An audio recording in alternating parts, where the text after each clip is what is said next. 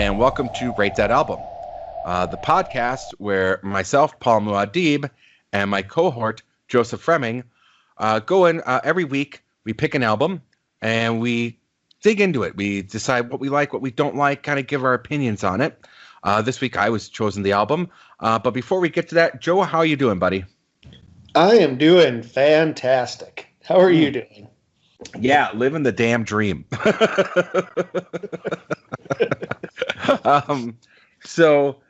This week I picked a very, very new album. Only came out a couple months ago. The Flaming Lips, American Head. Joe, before we get into it, what's your preliminary thoughts on this album? So this came out, what was it, October or September? September. Came out in September. And I remember listening to it, and at the time, it didn't do anything for me. And I talked to my buddy Caleb about it, and he told me something that, I remembered when I remember when I listened to it for this. He's like, "No, dude, this is a winter album," and it is. This album needs to be listened to in the dead of winter, and that's where I'm at with it. That's your friend Caleb, very, very insightful on his part, because it totally has that winter vibe going through it. There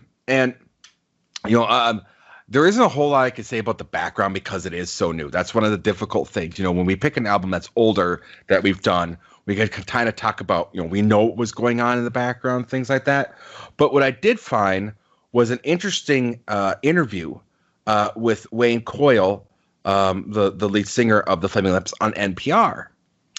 And what he said was that they did a very Pink Floyd thing with this album, where they weaved in life experiences and with drips of fiction. This is, I think, if anything, their most personal album. Reason why, first of all, it's called American Head is they want to get back to the American roots, but this is really them looking at their life in a way. And they wanted to talk about, as they've gotten older, the loss of friends, the impact on families, when it comes to kind of just the drug use and depression and death, and where this all came from, which was a shock to me, was this album came to Wayne Coyle when Tom Petty died. Like that was the beginning spark to this whole album.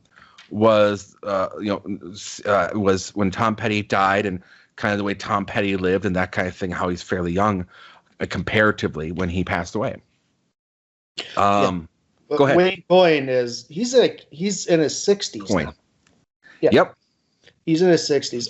And I just kind of want to piggyback on that because when this came out, he was on WTF, Mark Maron's podcast, and he was talking about a lot of this. And one of my favorite songs on this, he actually gives like a description of where it came from.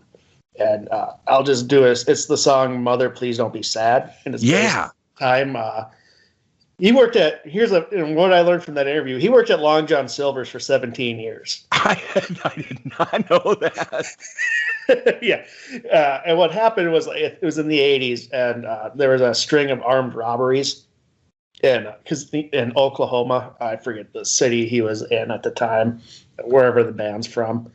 And he was, robbed at gunpoint. And that experience built that song. And I was like, and when I was listening to him talk about it, I was like, yeah, I can totally see that in the lyrics and all that. Because, he's talking about very vivid imageries and all that. Mm-hmm. And when you listen to the lyrics, those are there. Mm-hmm. So, yeah, this is like, for me, it's like one of their most personal albums. It's dark. It's sparse in a sense. It's very low key. Again, it's a winter album. It's like it feels cold at times. Very much so. Very much so. And they formed in 1983. They're from Oklahoma City. Yeah. So yeah, he was robbed at Long John Silver's 30 odd years later, he writes one of their best songs about being robbed while working the register. Right. And I think the thing is that now keep in mind that this is their 16th album. And that I don't think most people know that they put out 16 albums, Flaming Lips has. And that they've been around since 1983 and they're still putting out new music. Yeah, absolutely. I mean, when they had their first hit, when they signed on to a major label, did that Transmissions album, like She Don't Use Jelly, they'd already been a band for over a decade at that point. Yep. And that was my introduction. She Don't Use Jelly. Yeah, I think that song was on Beavis and Butthead too. So it was on Beavis and Butthead. It was on Beavis and Butthead, and if I remember correctly, they were on Oddities, the MTV show Oddities. Remember that one? That was a weird time for music. Remember when MTV actually had music? Yeah, and I've actually related programming. We can get into that another time, but yeah, there's a documentary or a book coming out about MTV and kind of how it came about, and really interesting stuff there. Like just the roots of like kind of the horrible roots of what started MTV, and knowing where they started and where they are now, why it's no surprise that they are where they are now. Yeah, Oddities was a lot of people were familiar with Headbangers Ball. Now I'm dating myself here on you. With Matt Pinfield, and 120 Minutes. But there was this time where, if you remember, MTV was doing Liquid Television, which was their foray into, which gave birth to Beavis and Butthead and Aeon Flux of all things, where it was this weird 30-minute deal of these short cartoons that were just odd to be odd, right? And then afterwards, they'd have Oddities, which was these bands that, like, that's how I got introduced to Ween. And these bands that weren't really given a lot of the mainstream time because it would scare modern suburbia. But they were these bands that were just too good not to feature in some way, shape, or form. So it was this tiny tucked corner of MTV, and if you can find some of the old YouTube clips from that show, I would strongly recommend that anyone listen to them. Yeah, MTV's come a long way. Now Kennedy's on Fox News. Remember, she was just a VJ. Oh God, she's on Fox News, really? Yeah, she's their business correspondent. Are you fucking for real? Shit, you're not. She was on. God, she was also on that fucking horrible game show. A Friend or Foe. Yeah, it doesn't surprise me at all. Yeah. But anyway, yeah, so it was a weird time for music, and that's what I first learned about Flaming Lips, was probably Beavis and Butthead, which is also how I discovered Smashing Pumpkins, because they did, I believe, the Today video, where Butthead had one of the greatest lines of, "Let's go paint stuff with the Spin Doctors." So brilliant. But yeah, but then the next time I kind of like, once I start getting into them later, like in 2000, when Yoshimi comes out. Yes. Which was phenomenal. So it's interesting I was going to bring up Yoshimi as well during this thing, but let's talk about this now.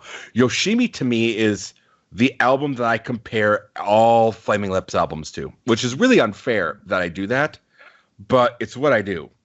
What I do is Soft Bulletin, which came out before Yoshimi, which I love. I thought those two albums back to back were really what solidified their style, at least for that time. Yes, and that's so.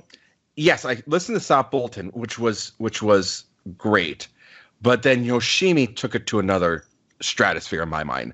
Yoshimi is, in my mind, one of the last great true concept albums that we've had, and it goes everywhere. It's it's perfectly produced. It's just, to me, it's an A+ album. So then when other things came out after that, like what was it, The Magician or Magi, it all was like a sidestep to me until this album. After all these years, this is something that is on the level, or even maybe in my mind, possibly above Yoshimi. That's my opinion. So let's get into it now. We're getting into this. What did you like? What's your highlights, and what songs are your favorites on this album? All right. So it plays like a concept album, which I love, even though it's kind of like Sgt. Pepper's in a way in which it feels like a concept album, but it's really not. It's like, the songs kind of work, like they're not like separate songs, but I think like there's different chapters in a sense. Like to me, that's like there's like two different concept albums on this. Is the first part, which I like some of it, but like the second part, which starts with At the Movies on Quaaludes and goes all the way to Mother, Please Don't Be Sad. Mm-hmm. Though that string of songs to me are just fucking phenomenal. Yes. Okay. So that middle section from that middle section 5 was just yep. Mother, I've taken LSD. You and me selling weed. Brother, I don't be sad. Mm-hmm. Even if we go beyond it, like when we die when we're high and Assassins of Youth are just great too. And then it just kind of like when we talked about Stainless Style, the last two tracks kind of like just feel like they're there. Yes, which is interesting because My Religion Is You, the final track, was the single. Which I can, I kind of sit back and I go, why? But with this one, I can understand because, as you said, it's a winter album. And I'm going to say that, yes, lyrically, there's concept albums in theme. If I had to compare this to a, quote, another concept album, I'd compare it to Momentary Lapse of Reason, and which is not a good album. Boo! No, right. No, in terms of it was a solo album, and they just tacked the name of the band on it so it would sell. Well, in a way, no. In the terms of that, every Pink Floyd's a concept album. This is something that the band came out with for PR for Momentary Lapse of Reason. And in this one, it wasn't a concept album in the sense of a traditional concept album. It was every song was supposed to be about a mistake, right? Like that's why it was called Momentary Lapse of Reason. It's about the mistake that you get. The biggest mistake they did was ever releasing that fucking album. You and me both, right? I mean, I broke up with a girl because she gave me that album as a present. Not actually, but it went against her, and we did end up breaking up shortly after. So I compare it in terms of lyrically, there's some themes, right? There's some themes going on, but musically as well, there's songs that like, Mother, I've taken LSD, You and Me selling weed, We Die When We're High. There are overlapping notes and sounds and beats that bring you back to those songs. So in that regards, it's, I think, very effective in weaving this story, not necessarily lyrically, but weaving a story musically.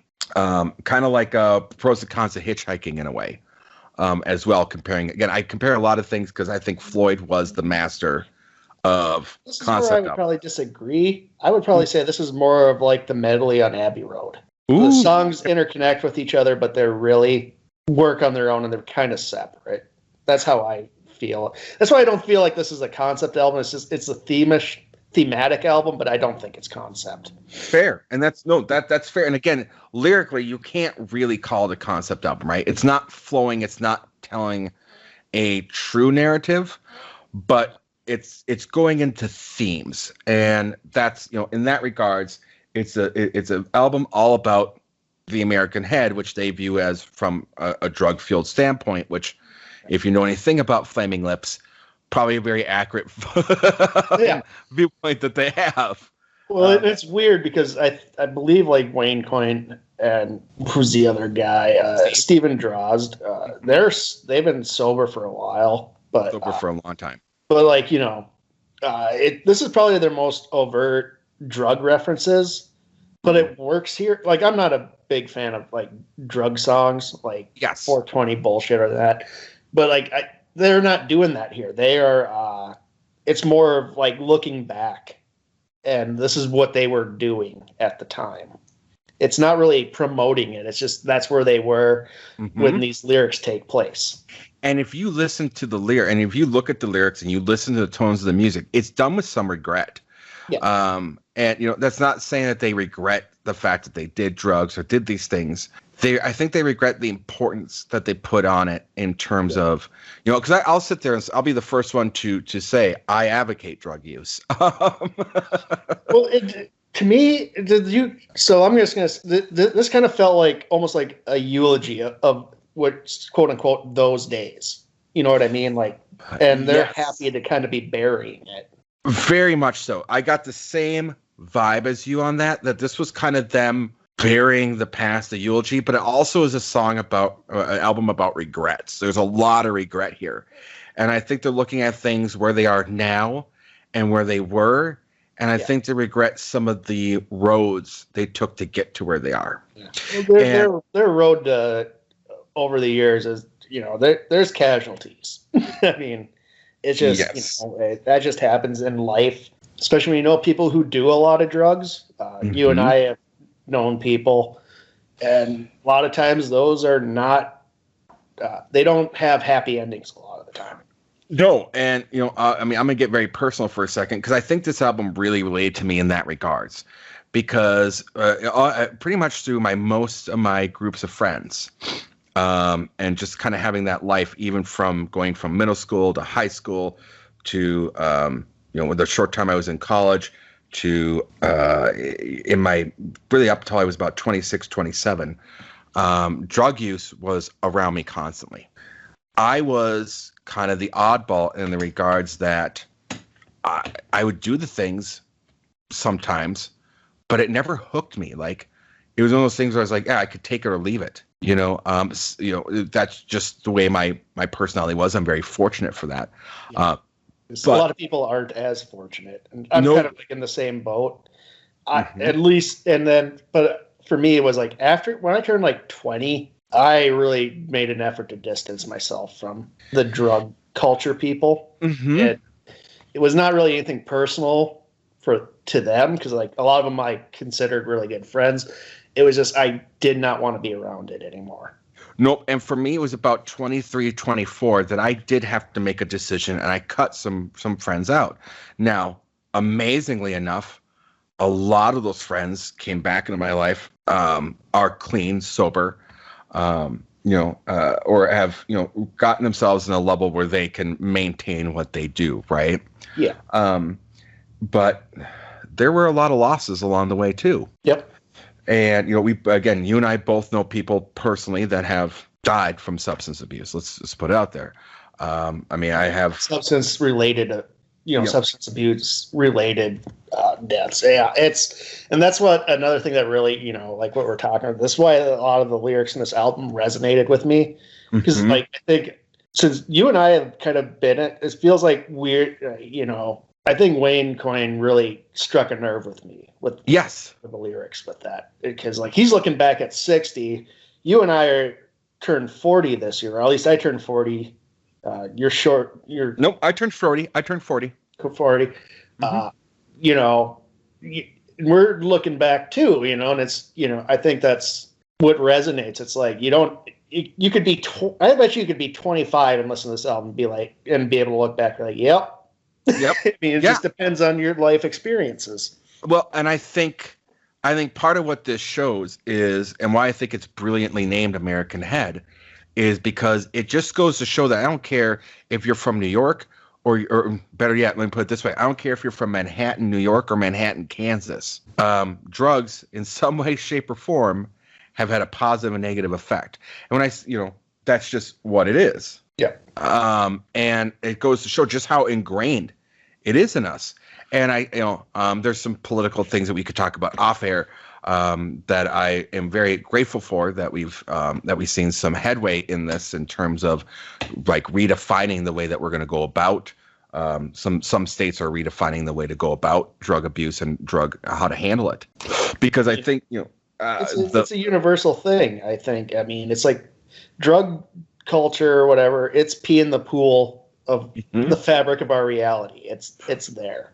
So for me, it was really hard for me to find a song that I didn't like on this album, to be truthful with you.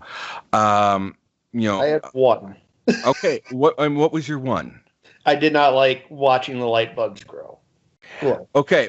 I just for whatever reason, like I like it, and here's the thing, like when I say I don't like it, I'm comparing it to the rest of the songs on the album. It takes like if I straight up say I fucking hate this song, that means I literally hate it. This one I just dislike compared to the others. Yes. And it's a transition song, and it just doesn't work as well for me as the other tracks. Okay. Yes, I'm glad you brought this, because this thing I was going to bring up was that song I felt was too early for a transition. Like, you're in song one, and then you're going to a transition song. Outside of that, I think this could have been a really good place for, like, right after Assassins of Youth, and then going into God and the Policeman and My Religion Is You. I think that would have, kind of done it. When I look at songs, like my favorite song on this album is Assassins of Youth. Because this one really resonates with me in terms of looking back and thinking about, the line is, I was young yesterday, but now everything has changed after today. I don't know what to do. Oh, my younger self, I miss you. I think it's because we're turning 40, and this one was like, shit. Like 20 years ago doesn't feel like 20 years ago at this point. It still feels pretty fresh and raw to me. I don't know about you. Yeah, no. Yeah, I agree 100%. So that one, but you listen to songs like When We Die When We're High, which is the one right after that, one right before that. And, it goes into their friends that, they were selling weed, and then, then their friends got it all figured out by selling coke and working in the slaughterhouse, and you live what you do, and they got blood in their shoe. It's really, really poetic. And yes, Mother Please Don't Be Sad, total highlight.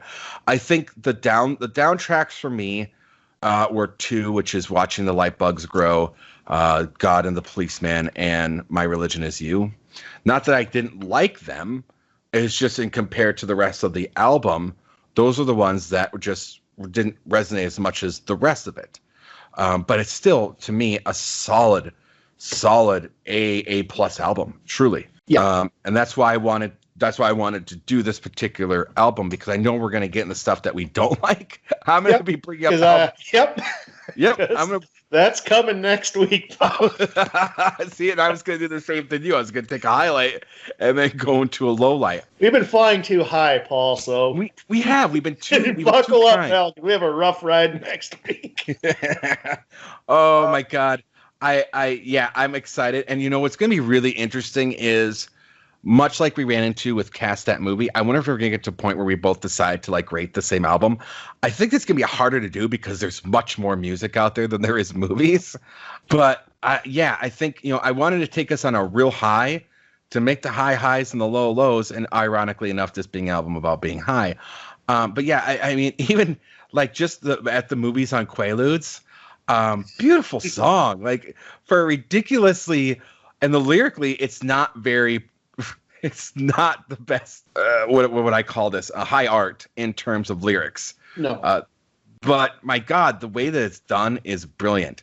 And then you have things like that, and then you combine it with Mother Please Don't Be Sad, which is the production on that song alone is worth $1 million in my mind. And then you get into basically what is a kid laying, what you picture a kid laying down, dying. His last thoughts. I mean, it's really, really profound. So you get these not so profound to these very profound songs. Yeah, and the Flaming Lips are really good at, especially with this album, because a lot of times their stuff is somewhat more goofy. It's more they always seem like more of a fun band. And what I like about this is they're more reflective. Mm-hmm. We've kind of hammered, and so my two favorite songs are the Mother songs. Yeah. And that might have something to do. My mom passed away 2 years ago. Yep. So I think those songs really just resonated with me, being able just because one of my fears was oh shit, what if something, because we did stupid things as kids. Oh God, yeah, we did. And one of my fears was my mom getting that phone call. You know what I mean?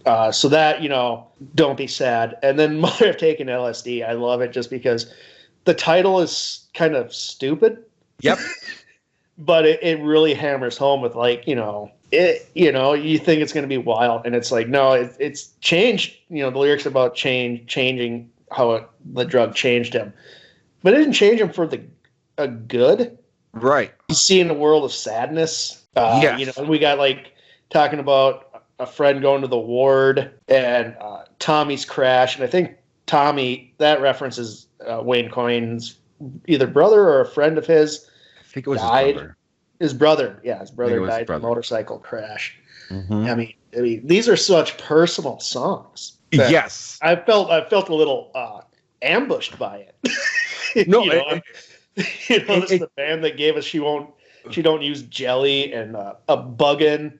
Mm-hmm. And Yum Yum, and this came out with Yum Yum and Dragon, the Ballad of Yum Yum and Dragon, which was a single they put out. Yeah. Like the last time I think they got like this kind of like reflective, one of their hit songs, but I still like Do You Realize? Because you listen to that the lyrics of that song, it's really cheery, but it's such a fucking depressing. It's very Beatles in that regards, where it's an upbeat song, but the lyrics are a big fucking downer, right? Yeah, they're downer and with a glimmer of hope. So so those two songs just hit home for me, and that's why I really like, kind of like the second half of this album, because I feel like the material's a little stronger. Yes. The production's stronger. The lyrics are way stronger for me. I think what they're doing with the first couple songs is kind of like weaning us into a more serious Flaming I think so. Yeah, and I think maybe what would have been better if if watching the Light Bugs Glow had been put right after at the movies on Quaaludes. Make it the number 7 song, and then go into this whole really deep part of this album. I think that would have been brilliant. Yeah. This also talked about there is a duet type of song, God and the Policeman with Casey Musgraves. When she first came out, because I really don't pay attention to newer country because a lot of it's shit. Yes. But like she is like pretty phenomenal. Yes, she really is. And this is really funny. Before I knew it was her, I thought to myself when I heard her, because she also does the vocalizing on Watching the Light Bugs. Yes. And I immediately went, oh, Flaming Lips is doing stuff with Miley again. And that's not a shot at her, but that's where my head went. And, to think about this, that it says a lot that Flaming Lips, guy getting in his 60s, is giving a 32-year-old country singer-songwriter, they describe her mostly as like neo-traditional country, which I think is a good way of putting it. It is a big stamp of approval. Here's this, this band that does far out stuff.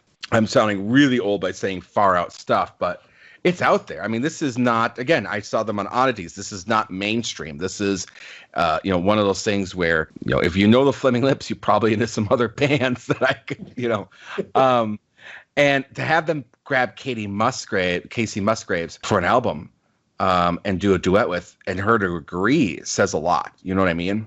Yeah. And, she's not the only country link onto this too, because Micah Nelson, Willie's kid. Yep. Yep. Micah Nelson did guitar on Will You Return When You Come Down?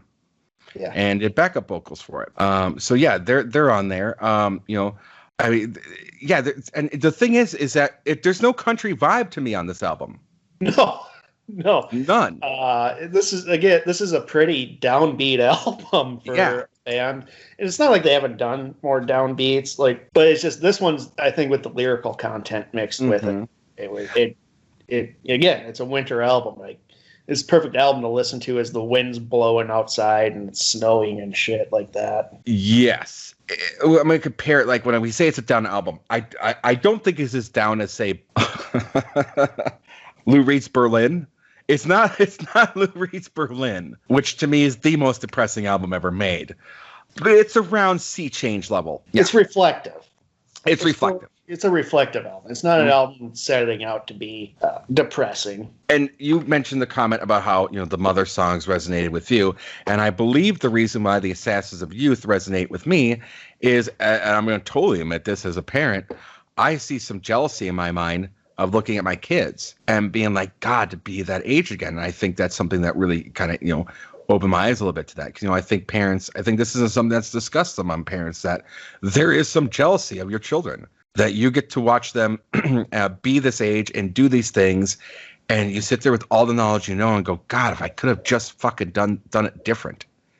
And I think that's why that song resonates with me a little bit. I know that sounds weird as a parent saying I'm jealous of my kids' youth and things like that. I love them to death. Don't get me wrong. I'm not taking it that way, but it's also like, to be able to put myself in their position and go, you got the whole fucking world ahead of you. Everything that you do, all these decisions that you lay out, you could be amazing, and just to be able to have that cognizant, it's like that thing. If I could go back with what I know now, I'd do things a lot fucking different. Yeah. But, that's the thing is, you got to go through those experiences to get that knowledge, it's. Yep. It's a tough boat. So overall, I think we both, would you recommend the album? Oh, absolutely. I get this grew on me. Mm-hmm. And I listened to it in September. It was still nice and sunny out. It didn't really work for me at that time. And like I said, my buddy's like, well, it's a winter album. And then so we sat down and so I listened to this a bunch of times and on walks outside and, and just seeing the, because it's pretty desolate in wintertime in the Midwest. So it is kind of it mirrored in a sense a lot of how the world looks at this time, especially. Yeah, I would fully recommend it, and I would say this is something also that I think I want to then you brought that up as well. There's a lot of space. Going back to the great Bruce Dickinson, explore the space. There's a lot of space in this album that leaves a lot of room for that. And I think the instrumentation, the notes, yes, you and your friend Caleb nailed it. This is totally a winter album. Yeah, so I would 100% recommend this. It's once you kind of get through the first few tracks, which kind of are a little sillier. Mm-hmm. Once it starts really moving, it really moves. It's phenomenal. Yeah. I'm sorry, I don't mean to interrupt, but yes. Once it moves, it goes, and it's great. It's a wonderful ride. So, all right. So this is what we agree on. I give it an A. Totally go out and check it out. I'm not the only one, by the way, and you're not the only one. Metacritic right now has an 81 out of 100. Consequence of Sound gave it an A-. The Uncut gave it a 9 out of 10. Mojo, Jude Rogers of Mojo praised the exact tracks that you talked about. Mother, which is really interesting. Mother, I've taken LSD. Mother, Please Don't Be Sad, and Brother I. So yeah, this is a thing that I don't know why it didn't. In terms of charts, the highest it broke was 5, and that was with the Scottish albums. In the U.S. Billboard 200, it only hit 172, and on top rock albums, it only hit 25. Which I don't know why this is on a rock album. This is not a rock album. Well, it's just they get bands like Flaming Lips are going to be lumped into the rock genre, and that's there's this is I have to go back to I don't know if I think you'll agree with me. Maybe you won't, but I have to go back to Zappa and say, why the fuck are we limiting genres of music? Yeah, I agree. I get why it's there because it's easier for people to kind of digest it a bit, but I think it's become so diluted at this point because I'll give you an example of why I think it's labeling genres is crazy. So I was working at Electric Fetus. Yeah. 6 months before my last day there, before I moved on to other things.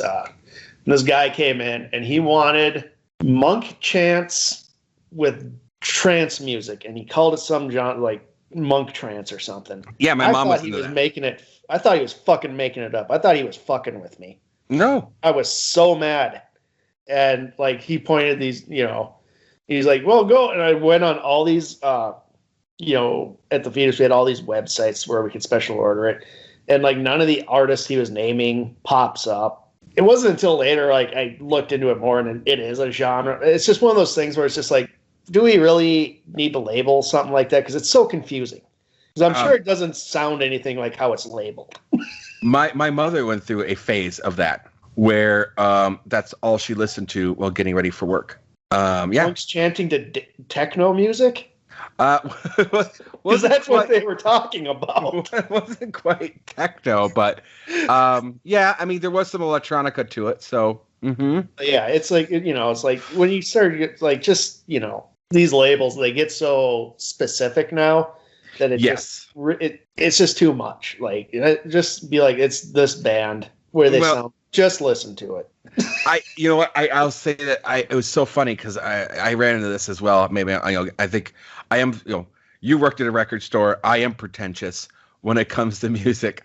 I was trying to explain to this one friend of mine that I really like shoegaze, and he had no idea what the fuck that meant and thought I was making up a genre. And I was like, no, shoegaze is a thing, dude. It took him like a week, and he came back. He's like, whoa, it is a thing. I'm like, yeah, it's a fucking thing. It's shoegaze. Yeah, and it's a ridiculous label for something that you could, it's basically just, it's just like a subset of like indie rock. Like, the shoegaze thing just makes it sound ridiculous. Yeah, it's not ridiculous. It's just. Well, it is in a way because the person who coined it was this music journalist or reporter or whatever, and he went to a show and he said, because they were using so many pedals that they didn't look at the audience. They were just looking at they were gazing at their shoe to know when to switch their pedals to get the next sound. So that's how it became shoegaze. It was literally something that fucking stupid. You want to know why I thought it was called shoegaze? Yeah, tell me. Because I've been to shoegaze shows, and I thought it's because like the audience people are so depressed they're just staring at the floor.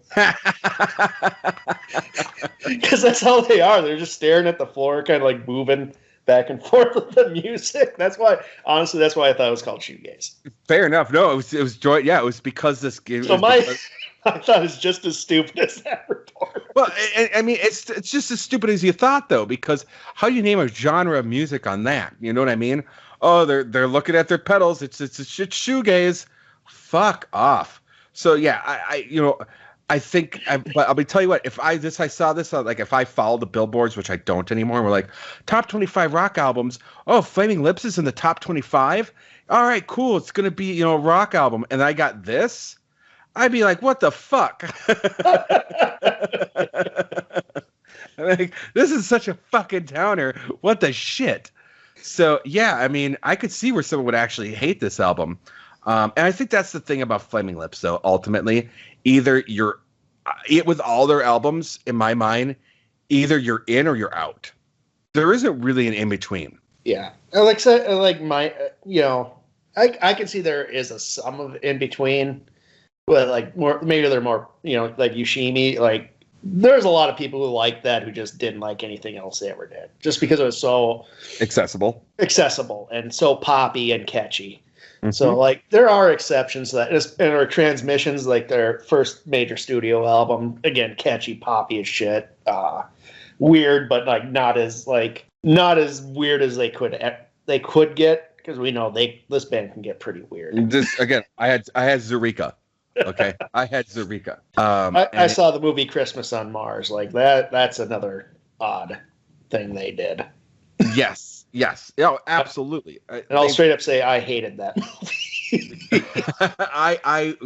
This is what I haven't seen. Maybe I'll do that for maybe you and I can do a cast that movie for that. I do not want to relive. If you Joe, don't do that for the Joe Down. Speaking of the Joe Down, buddy, what do you got going on? This week we released Look Who's Talking, our review. A movie that it's once again another problematic John Travolta movie. Yeah, I thought it was funny that you called out Joe's boss. You guys called him out about how he took a woman to a date with a movie that opens with sperm. Yeah, and then Travolta plays a cab driver who's almost as disturbed as Travis Bickle from Taxi Driver. Hey, but you know what, man? It's kind of like, okay, I'm gonna say one thing that I do disagree with your review a little bit on that, and then I'm gonna let you do more plugs. It's kind of like why I love Big Trouble in Little China. Other than it's an amazing movie, It's because if Kurt Russell hadn't gone into acting, he would have been Jack Burton. He would have been Jack Burton because he would have been a truck driver. I feel like that Look Who's Talking works because I think if John Travolta hadn't gone into acting, he would have been fantastic as a New York taxi driver. Yeah, I can see that. Like that would have been raises all these questions of Vincent Vega and Butch in Pulp Fiction, which came out a few years after. Which, 2 stars of Look Who's Talking. Oh my God! Fucking yeah. There is a connection there, isn't it? Cinematic universe. Look Who's Talking. More Tarantino into the cinematic universe. Oh, fuck me, Jesus Christ. Okay, so what do you guys got coming up after that? What we are going to be reviewing the Patrick Swayze movie Ghost. Excited to see your take on it. I have my opinion. I don't want to. The only thing I remember is how, like, whatever it is, like, it's as a movie, but I just remember how horrifically violent the ending is. Yeah, it takes a quick left turn at the ending there. Yeah. The antagonist goes out in probably one of the most gory things I had seen up to that point in life. Yeah, there's some. We'll talk about next. Well, there's some pacing issues in that one, and it really is a product of its time. So that's on the docket next. So that's all right. What's going on with you, Paul? Well, as hopefully by the time you guys hear all this will be already done. But I'm in the process of this weekend is due weekend. I'm gonna set aside everything. I'm gonna finish up all the edits, get everything up. I'm gonna make the migration. It will be coming up, figure out a new name. We're gonna move everything to off of what we had. Bear Beats and Bobbleheads will be its own thing because that was done under that's controlled by Scott. But I'll be combining the Stranger Things podcasts, the Twin Peaks podcast, and the Cast That Movie and Rate That album here. And I'm thinking about calling it I'm leaning towards the Joe Pods, just so it fits with the demeanor of it, and then people could kind of go through, and I'll just come up with a different naming convention for everything because I'm limited on characters. But that should be all done and up. So by the time you guys hear all this, that will be done. Still waiting to do the inaugural new episode of Cast That Movie. I might pull you in to do a in-betweener if you're all right with that. Yep. Yeah, so I'm really looking forward to getting everything up, introducing everyone to Griffany, introducing people to the new cast when we can finally sit down and do that album, and do the first Cast That Movie, not album, but Cast That Movie podcast, and get everything centralized at the Joe Pod. Yeah, and once everything's kind of leveled out for all of us, then we'll be doing the Parks and Rec podcast until, since Bears Beats is on hiatus for a little while. Yep. I think we need our sitcom fix. We do. And, there's something else that I was going to bring up. I don't know if you're into it because you're already doing a lot of these with me and I'm already taking up a lot of your time. And I got to figure out this. But, I'm super excited that Babylon 5, the remaster, the HD remasters on HBO Max. And I'd like to do something about that while it's still up and running. I don't know if you ever got in that show, but to me, it is really, really, really, really, really, from like 2016 to even now, it became really fucking relevant. Yeah, I've never seen it. Oh, wow. Well, I'll talk to you off air about that because I'll set you up for what you should expect. But yeah, so that's what we got going on over there. So yes, everything should be in the newly named Joe Pod, the Joe Pods, plural, and everything will be up because I'm just going to bear down Saturday morning once I got the kids situated where they're going to go, and I'm just going to plow through everything.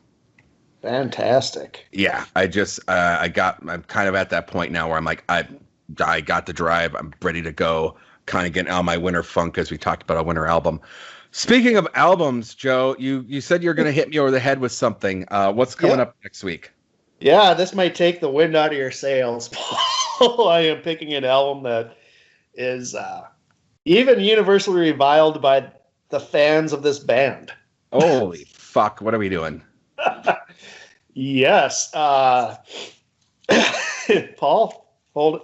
You sitting down? Yeah, I'm sitting my ass down. Paul, we're going back to 1981, and we're going to revisit a concept album by a band that had no right making a concept album. We are going to be listening to Music from the Elder by Kiss. Oh, mother. Fuck you. AKA the album that made the demon cry. And I will share a YouTube clip of Gene Simmons playing a song off this album, and it ends with a single tear rolling down his makeup face. Oh, God, dude. Now you know how Joe Brown and I feel every week. We never know. No. You know what, though? I'm excited. Honestly, I'm excited because this is the shit I get into. So this is good. Well, the reason I picked it is the background story of this is kind of wild. And plus, it's a reason to give me what I like about this is it gives us a reason to actually listen to an album that I've never heard anything besides the one song I mentioned. Okay, perfect. See, I love this. It just gives us a chance, and if you know what, if it sucks, it sucks. Yep, I'm gonna do something the same thing with mine. It's a song I've heard one song off of, and we'll go from there. So, all right. I have to say, this is going to ruin one thing of me that I always say, hey, at least if anything goes wrong in my life, I could say I've never listened to a full Kiss album. So no, that's out of there. Wow, yeah, dude, you slapped me up the head with a fucking carp cock on that one.